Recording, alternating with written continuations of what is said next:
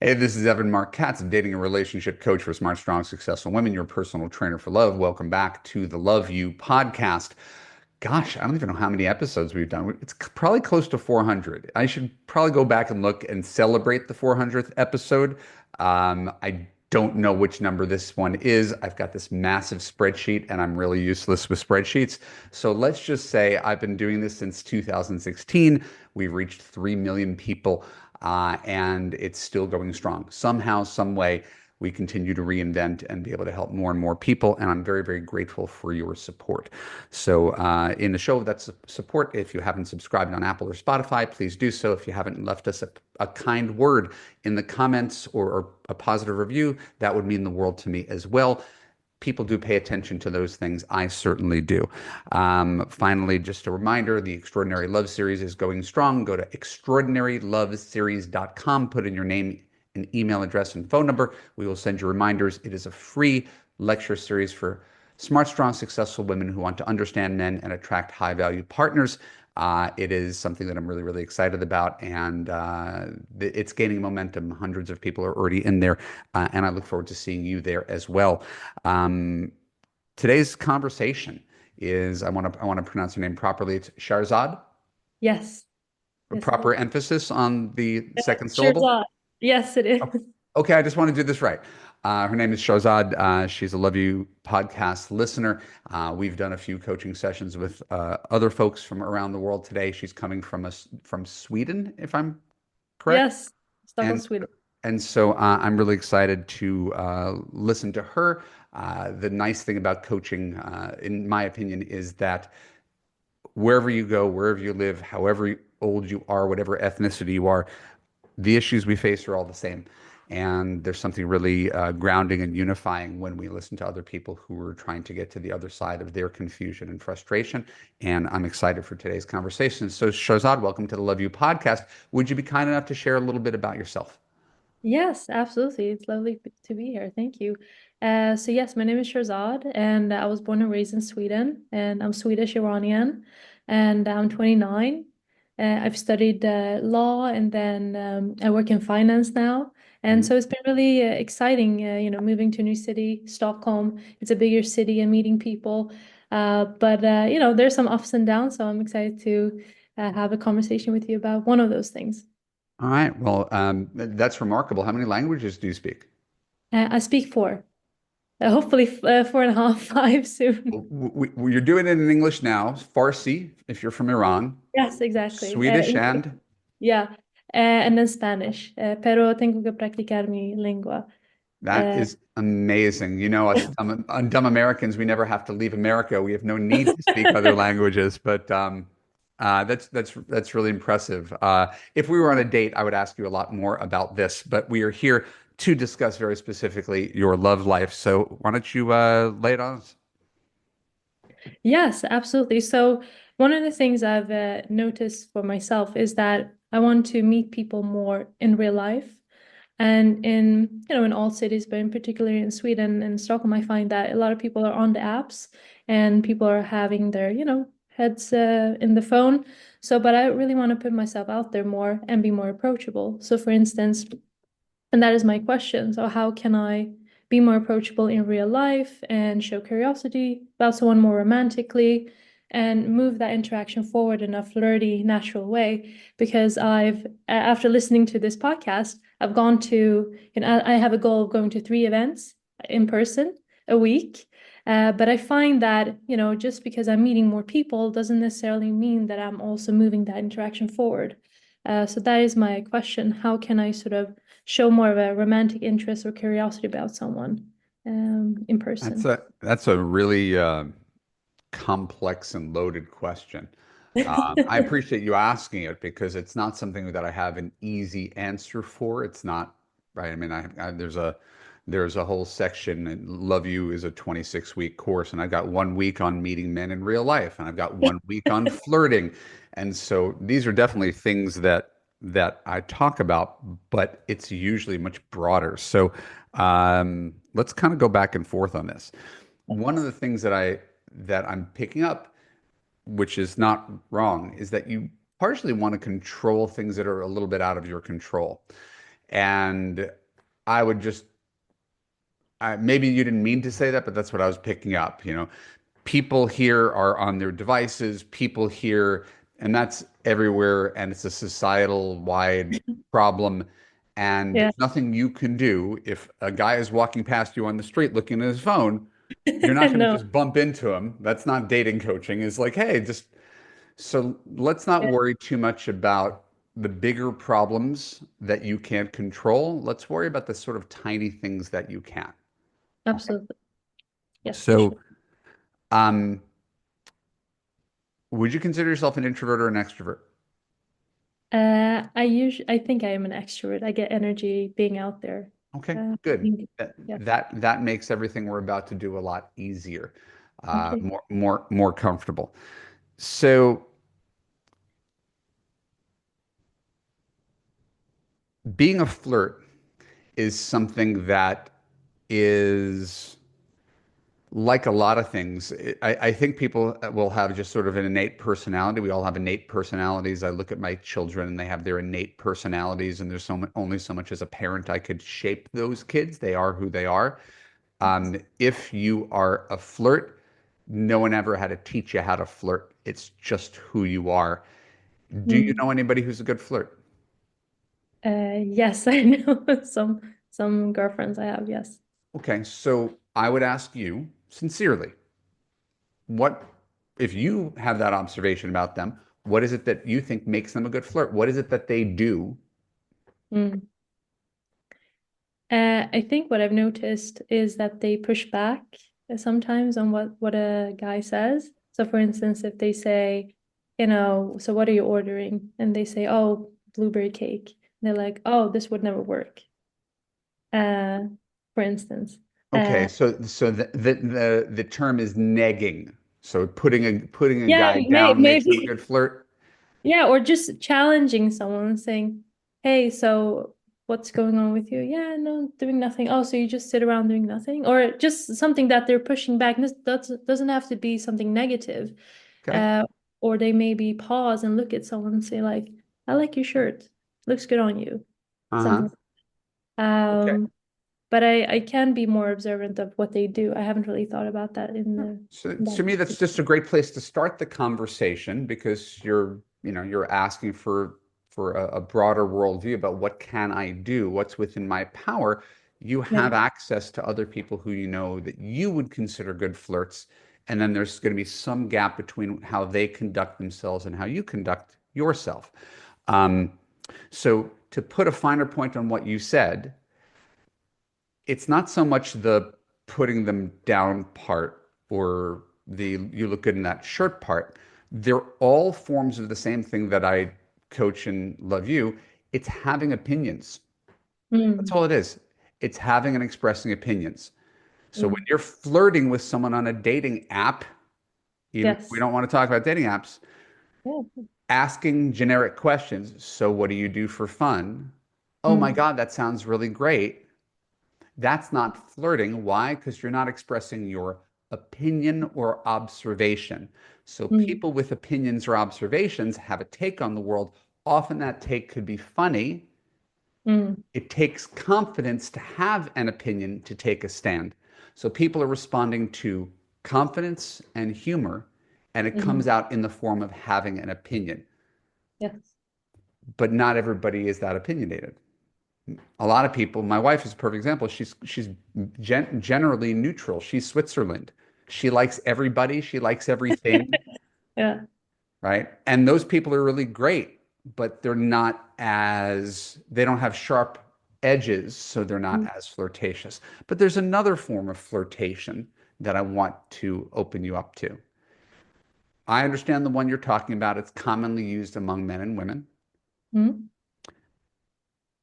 But to me, it's more of a, and you asked it in your email question to me, it's more Yes. of a warmth, openness, Mm, curiosity. It's a way of being in the world.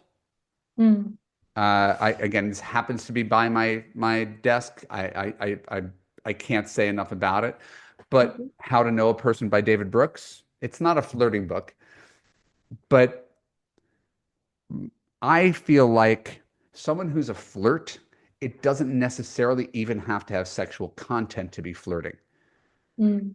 Like, I flirt with dogs, old men. Like, it's just a way of being, and it tends to be warm and curious and enthusiastic. It's Dale Mm. Carnegie, How to Win Friends and Influence People, old book on sales. Um, would you say you are that person? You come across on this call that way, but maybe it's not as, maybe it's because we already have trust between us. Is the question if I am warm in person with people that I Are meet? you warm, bubbly, and curious in person? I think when for instance, I was at a run club this week. I go twice a week. Mm, And so I can find myself a bit more, not reserved. I do talk to people, but maybe it's not as, it doesn't come off as flirty or as, curious about someone. It's more like, hi, more generic, I would guess, because I don't know exactly what to say. For instance, I were to touch someone's arm and I say, hey, it's good to see you again. mhm. So I'm excited about this run today. Hey, what are you watching this week? Or something Sure. like that. Something. Um, so that's what I do, but I could I, definitely improve. yeah, again, I'm not criticizing you. If anything, I'm just trying to figure out what it is that you do. I had a friend in college who was a great flirt, Yes. and I thought I was good. And then I saw this guy. I was like, oh, that's what it is. He was the mayor. Okay. He was the guy that when you went to where he was living, in that case, it was a fraternity house in the United States, but he was the guy who was like, "Oh my God, Evan, you have to meet Sherry. Sherry's so cool. Have you listened to this mix? Have you had our punch? Check out our ping pong table." He was just the guy that Uh, everybody wanted to be around because he was just a happy super connector. mm, So I thought I was a good flirt because I was confident and articulate, and I'd find a woman I liked and I'd make a beeline for her and like, you know, all over her, right? yes. Really intense. And he was Mm. more like likes everybody, likes everything, and Yeah. people are attracted to that. And it Yeah. is, it's mostly a positive energy. And I think there's a lot of people who want to be good flirts, but they lead with sincerity, Mm, right? Which is not playful or silly. And maybe yeah. they might be warm people, but the nature of their conversation might get a little heavy. And Mm, so suddenly it doesn't feel flirtatious. It doesn't have sort of the energy of two people falling in love, even though that person could be a good person, interesting conversationalist. Suddenly those conversations turn into therapy sessions. Yes. So from what I gather, do you think that I could be more open than in general when I go, for instance, to these run clubs? Because I go there and I really like running, that I could just be more open and bubbly for everyone, not necessarily someone I see, just I'll throw out an idea, and it's off. It's not exactly what we're talking about. yeah, It I'm open.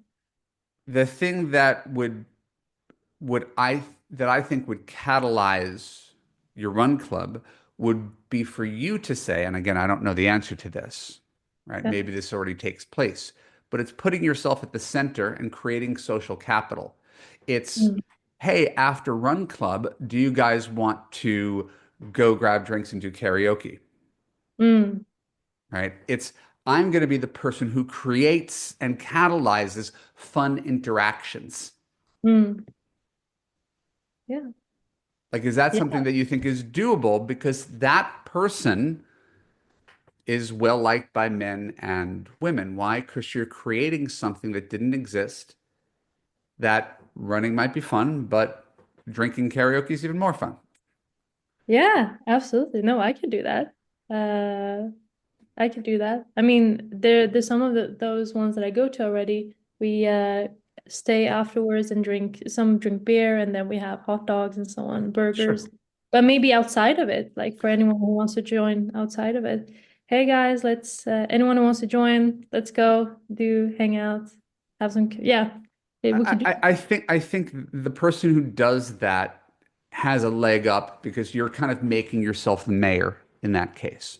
yeah. Um, like it. Yeah. and we all have a friend who's the sort of the social planner, Yeah, absolutely. I right? am Like thinking, there's always some girl who's the social planner, and yeah, sure. she's it's not surprising she's often the flirt too.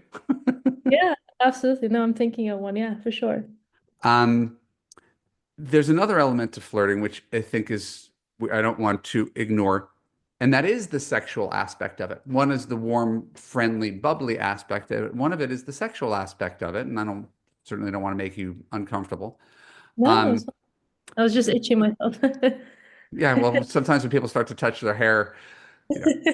No, Anyway, this, anyway, there's not one way to be. There's, there's different cultures have different strengths, but certainly I wouldn't think that uh, Persian culture would be the height of of sexuality. And it's possible that if you weren't given a glimpse of that growing up, it mm, might not be something that comes naturally, right? mm, So I don't want to make any, unnecessary assumptions. But one of the things that I've observed is that there's an undercurrent of sexuality in flirtatious interactions. And mm. the way I would talk about it is you like me, you're attracted to me. I know you like me and you're attracted to me. Yes. So that's the thing that's in the air, right? And Yeah. it's the assumption that the answer is yes, and that every guy likes you, is attracted to you, wants to date you, wants to sleep with you. Hmm. And if you start the interaction there, it's a very, very different action instead of going to, what do you do for work? What do you do for fun? What are you Yeah. watching on TV? Right? Yeah. He knows it, you know it, and we're not even talking about it. It's just what's in the air. And if Mm. you've ever met a guy who is sexually confident, Yes. you probably have, and you're attracted to him, Yeah. right? Just picture in your head who that is, Yeah, right? absolutely. My guess is that he has that. Mm. His presumption is that you want him, and he Mm. doesn't have to beg and he doesn't have to ask. It's sort of assumed, Mm. right? And that confidence, that sexual confidence, is attractive and makes something that's not even inherently flirtatious feel flirtatious, Yeah. right? But it's Yes. it's it's with the undercurrent, and that's why it's sort of subtle. It's with the undercurrent of you want me, I know you want me, and this is just a little dance that we're doing. Okay. Right? Does that make sense? And Yes. again, it's really hard to describe it. That's the best way I can describe it. Does that make sense? Yeah, so that I go into an interaction assuming that's in the air. That's in the air, and that every single guy there wants to take you home, and all you have to decide is who you want to be the guy. Yeah. And no one has to say anything about this. But Okay. if you bring that element into it, everything Mm. gets a little bit of an extra electrical charge, Mm. right? Which Yes. is why there's a different vibe when you're at a club, Yes. right? Than when you're sitting at Starbucks with a business colleague Yeah, talking exactly. about the quarterly reports. Yep. There's just a different, There's it's a two different vibe. people, but one of them has a charge to it. Why is there the charge? Because it's expected at a club that Mm. someone is going to try to make a move, buy you a drink, get your number, take you home. So it's Yes. built into it, but it's something we could kind of build in everywhere. Yeah, in a different context. Yes. Can I ask a layer to that, which As long is, as it's related to what we're talking about, yeah, yes. this is related. So because I told you I work in finance and so on, and so in that entails that I meet a lot of guys in those other settings, Hmm. um, where that charge isn't there or the assumption isn't there. Is there a way where I can sort of invite myself and them in this sort of um space, not in that context, but for instance, if I were like, hey, like we had a nice conversation, hey, love to hang out sometime, and then we meet at a different place, and then I can have that assumption moving into it. Or what do Well, you think is, this is where it gets a little tricky, and I want to tread lightly, yes. very sincerely. I want to approach this with a measure of humility. I'm a 52-year-old married guy in the United States, right? Yes. And historically, Mm-hmm. masculine energy has Mm. been about he does, she receives, right? Yes. Those roles have been changing over time, definitely been changing in Western Europe, where Mm. the Yeah. roles are may or may not even be there anymore. You'll find men are a little bit more passive. So my advice is generally not to do the work for the man, right? Mm. To put yourself in the role of, hey, do you want to hang out sometime? I've got a Mm. great place for us. I'll pick you up at 9. I'll grab the check. I'll lean in to make the first kiss. Suddenly, when a woman takes on Yeah. all of that role, then the guy doesn't have a role. So, No. so I want to again be very delicate to not say that this is the only way to be, but my belief is that women are going to be more empowered Mm. if you allow the guy to do the heavy lift. Your job is to create the social conditions Yes. for him to make the move. So Mm. you create the after party.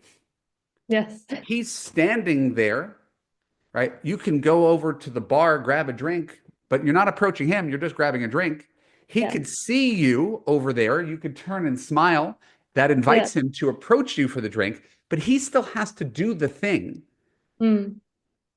Right. So what I want you to do, in my opinion, is do all the heavy lifting where you create the party, you approach him, you ask him out. Suddenly you're doing the masculine thing Of and course. he's a passive participant in this. It's like you're hitting on him and I Yeah. want him to hit on you. Yeah. No, of course. That's what I want too. I just want to make sure that they know that I am approachable. And so, the thing we So talked what about makes you before, approachable? Right? warm. Smile, hold Yeah. eye contact. That's how a guy knows it's safe. So Yeah. if you're in a place and everybody's on their phone and you can literally go up to 3 guys, it takes courage, Yeah. right? And smile. And here's the great part. You're not hitting on any of them. No. Hey guys, how's it going tonight? Find any cute ladies here? I did a lap. I didn't think there was that much talent here, Yeah. right? Like, here's the good part. You're not actually hitting on anybody when you do something like that. And Yeah. it takes confidence to be able to do that. I always found approaching groups of women to be easier than approaching individual women Mm. because no group of women could shoot you down. An individual one could. Yeah. Absolutely. So it's the confidence to create social conditions. It's the confidence to see a person and put yourself in his line of sight and smile at him, which opens up the door for him to approach you without knowing that his approach will be well received. It's being Mm. warm in curiosity and bubbly during the conversation and having opinions and expressing those opinions that might be a little bit edgier, Yes. right? And it's knowing above all that whatever guy you're talking to is absolutely enamored with you. And if he had an opportunity, he'd want to be with you. And all you Mm. have to decide is whether he is good enough for you. Mm. And that energy is now you are the center of it all, right? Mm. It doesn't have to be true. You just have to feel like it's true. Mm. Yeah. Right? And if you've ever seen a confident guy that you find desirable, he has that. It never occurs to him that someone's not going to like him. Mm. Yeah. You're right. Well, thank you. Yes. So it's hard to break this down into something that's Yeah. semi-scientific. Yeah. It's a really challenging conversation, actually. But I Yeah. hope it at least got you thinking and your wheels spinning a little bit. Absolutely. I think, I think two things that I can practice, at least so I get in the reps, I guess, is to, like you said, if I see two, three guys, standing in the corner, hi guys, how's it going? See any cute ladies tonight? And then smile, and then I move on my way. So I sort of leave it open. But also this thing with social capital, to invite, hey guys, this was great fun. Like, anyone care? Who wants to join me? Not does anyone. Who wants to join me to do this? And I'm going to this. Who's with me? yeah, who's with me? Yeah. Right. So you become a leader. And so Yes. all of these are small, subtle ways of signaling confidence. Confidence is the thing that makes people attractive. Mm, People tend not to respond to insecure, and that's the hard part. We're all insecure, yeah. right? So Absolutely. if you could sort of step into this confidence, people generally want to follow. Oh, she came up with something cool to do. Sure. Yeah. And then what happens? You become the person that people rally behind to do cool shit. Yeah. And then women see you differently, and men see you differently, and you see you differently. Mm, And you're the same exact person you were before. mm, All right. So yeah. that's the cool part is you really don't have to change. That's why I started with, are you an introvert or an extrovert? If you're an extrovert, this is just a series of action steps, but you don't have to go way outside your comfort zone or change your personality to do these things. Absolutely. No, I think this is very doable because I like doing things. I like meeting people. Just going to an event isn't that difficult for me because I enjoy it. I get energy. But I think the more challenging or sort of where I can learn or grow is these things that we've been talking about. I told this to someone the other day, it might have been on a coaching call. I forget. I talk a lot, but um, I just thought this was really clever. I remember this from years and years ago. There was this great story of a woman at a bar, a big crowded hotel bar. I was there with a guy friend of mine. I'm in early 30s. This is 20 years ago. And I see her across the room, and she just does this. She just puts up her finger and says, "Come, come to me." And I went, Wow. and I was like, "Is that how easy it is? Like that's really all you have to do?" And the answer, of course, is yes. That's how easy it is to get a guy to come over you. You just go like that. Could you imagine anything more powerful? The But magic it's wand. it's funny, Yeah. but who doesn't come over? Yeah, I mean, yeah, if we see each other and I sort of smile Right? and And I'm he's looking at you, you're looking at him, you just, here, come here. yeah, So it's like little things like that go a really, really long way. it's simple, and I need to practice. That's the thing. And that's Uh, the good part is this kind of practice, you've done some really hard things in your life, right? Right? yeah, Just learning these languages and being an immigrant. I mean, these are really challenging things, right? Where you've taken a huge leap. None of these things are a huge leap. yeah. I mean, this I should be able to manage. No, but that's the funny part is you'll be scared. You'll be scared about doing Yeah, it. of course, I am scared, but I think that's why I'm like, okay, I'm a bit nervous, but I think I need to practice. And if I go to these events, which I'm already gonna be doing, and I see someone and I'm looking at them, they're looking at me, and I go, Right? But it takes confidence just to do that. Hey, come over here. And then yeah, he'll come over here and he still has to charm you. You're just the yeah, queen. He's just the court jester, right? yeah. So you never really have to worry. It's their job to demonstrate to you. You are not Mm, hitting on them. You are not asking him out. You are yeah, encouraging him to approach you. And what do you know? He wants you. That's all we know. How do we yeah. know he wants you? He came across the room when you said that. That's how you know. So I know. So there's actually proof of concept. Yeah. Thank you, Evan. I really, yeah, thank you. It's 9 o'clock, so I will sleep on this, but yeah, this was really helpful. Thank you. Awesome. Well, it's my pleasure. Thank you for taking your time out of your schedule. And please continue to listen to the podcast. I'm here if you ever need me. Absolutely. All right, don't go Much. yet. My name is Evan Marquez. This is the Love You Podcast. Thank you so much for listening. Thank you to our guest, Shahrzad. She was wonderful, really curious. I think she's going to be very successful at what we talked about today. I think there's going to be measurable results in a short period of time, and I look forward to receiving that email. If you're a regular listener, please share on Spotify, share your comments on Spotify, Apple, Facebook, YouTube, wherever you get your podcasts. In addition, join the revolution. It is called the Extraordinary Love Series, monthly lecture series, live Q&A, helping smart, strong, successful women attract high-value, commitment-oriented men Yes, they exist. I promise you just have to be able to get rid of the 90% of them who are not first. Go to extraordinaryloveseries.com and register. My name is Evan Marc Katz, and if you go to evanmarckatz.com/now, you can book a time with me to explore coaching, the thing that we did with Shahrzad today. I could do this with you every other week. You could be part of a group of women who are going through the same process and get 50 hours of time with me. That's what happens when you join Love You. 50 hours of time holding your hand through this process. And so those who want that level of personal attention, who want to get the best results fastest, go to evanmarckatz.com/now. Thank you so much. I love you. I appreciate you. And I'll see you on the next podcast.